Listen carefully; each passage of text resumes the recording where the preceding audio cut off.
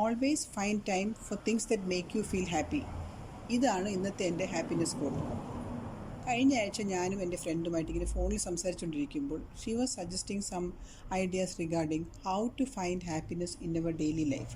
അതിൽ ഒരു പോയിൻ്റ് ആയിരുന്നു എക്സസൈസ്. അപ്പം ഞാൻ വിചാരിച്ചു ഇന്ന് എക്സസൈസിനെ കുറിച്ച് 2 വാക്ക് പറയാമെന്ന്.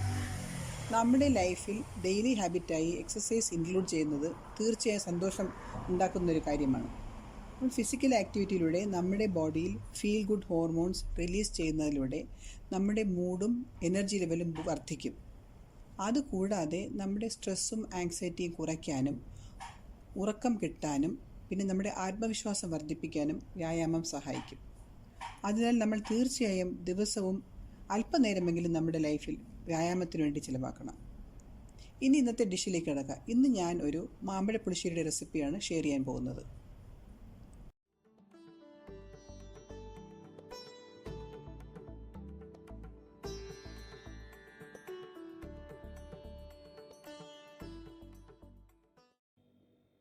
ഒരു പാത്രത്തിൽ കട്ട് ചെയ്ത് വെച്ച മാങ്ങ,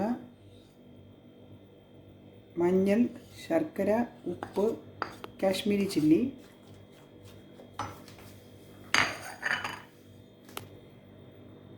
കാൽ കപ്പ് വെള്ളം ഇത് ഒഴിച്ചിട്ട് ഈ മാങ്ങ നല്ലതുപോലെ വേവിച്ചെടുക്കുക. അടച്ചു വെച്ച് വേവിച്ചെടുക്കുക. മാങ്ങ നല്ല സോഫ്റ്റായി വരുന്നത് വരെ വേവിച്ചെടുക്കണം. മാങ്ങ വേവുന്ന സമയം കൊണ്ട് നമുക്ക് അതിലേക്കുള്ള തേങ്ങ അരച്ചെടുക്കാം. അതിൽ ചേർക്കാനുള്ള തേങ്ങ, പച്ചമുളക്, ജീരകം അത് മിക്സിയുടെ വെറ്റ് ഗ്രൈൻഡറിലിട്ട് 2 ടേബിൾ സ്പൂൺ വെള്ളം ഒഴിച്ചിട്ട് നല്ല പേസ്റ്റാക്കി അരച്ചെടുക്കുക. ഏകദേശം 7 മിനിറ്റ് ആയിട്ടുണ്ട്. ഞാൻ അടപ്പ് മാറ്റി നോക്കുമ്പോൾ മാങ്ങയെല്ലാം നല്ലതുപോലെ വെന്തിട്ടുണ്ട്. ഇതിലേക്ക് തേങ്ങയും ജീരകവും പച്ചമുളകും ചേർത്ത് അരപ്പ് ഒഴിച്ചു കൊടുക്കുക. ഇത് ഇളക്കി ഈ തേങ്ങയുടെ പച്ചമണം മാറുന്നവരെ ഒന്ന് ഇളക്കി കൊടുക്കുക. ഏകദേശം ഒരു 2 മിനിറ്റ് ഇളക്കുക. തേങ്ങയുടെ പച്ചമണമെല്ലാം മാറിക്കഴിയുമ്പോൾ നല്ലപോലെ തിളക്കി കാണുമ്പോൾ ഫ്ലെയിം അങ്ങ് ഓഫ് ചെയ്യുക. ഫ്ലെയിം ഓഫ് ചെയ്ത് വെച്ചിട്ട് വേണം ഈ തൈര് മിക്സ് ചെയ്തിരിക്കുന്നത് ഇതിലേക്ക് ഒഴിച്ചു കൊടുക്കാൻ. തൈര് ഒഴിച്ചു കൊടുക്കുക. തൈര് ഒഴിച്ചിട്ട് നല്ലതുപോലെ ഇളക്കുക.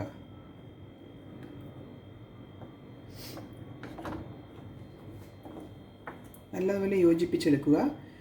മാമ്പഴ പുളിശ്ശേരി റെഡിയാണ്. ഇനി ഇതിലേക്ക് സീസൺ ചെയ്ത് ഒഴിക്കേണ്ടതാണ്. സ്റ്റൗ ഓഫ് ചെയ്തതിന് ശേഷം മാത്രമേ തൈര് ഒഴിക്കാവൂ, അല്ലെങ്കിൽ തൈര് പിരിഞ്ഞു പോകും. അത് വളരെ ശ്രദ്ധിക്കേണ്ട കാര്യമാണ്. ഇനി ഒരു ചട്ടിയിൽ 2 ടേബിൾ സ്പൂൺ തേങ്ങയെണ്ണ ഒഴിച്ച് അത് ചൂടാകുമ്പോൾ ഇതിനുള്ളിൽ കടുക് ഇട്ട് കൊടുക്കുക. കടുക് പൊട്ടിക്കഴിയുമ്പോൾ ഉലുവ ഇട്ട് കൊടുക്കുക.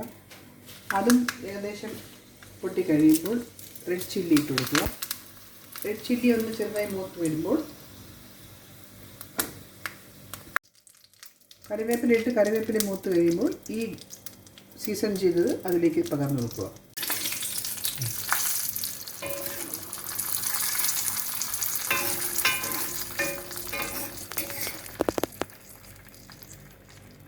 മാമ്പഴ പുളിശ്ശേരി റെഡിയായി. ഇത് കേരളത്തിൻ്റെ ഒരു ട്രഡീഷണൽ ഡിഷാണ്. എൻ്റെ വീട്ടിലെ എല്ലാവർക്കും ഏറ്റവും ഇഷ്ടപ്പെട്ട വെജിറ്റേറിയൻ ഡിഷിൽ ഒന്നാണിത്. ഇതിലെ പുളിയും മധുരവും കലർന്ന ഈ ടേസ്റ്റ് ചോറുമായിട്ട് കൂട്ടി കഴിച്ചു നോക്കുമ്പോൾ നമ്മുടെ മുഖത്ത് തീർച്ചയായും ഒരു സ്മൈൽ ഉണ്ടാവും. I assure you. That's all for today. See you later. Bye by.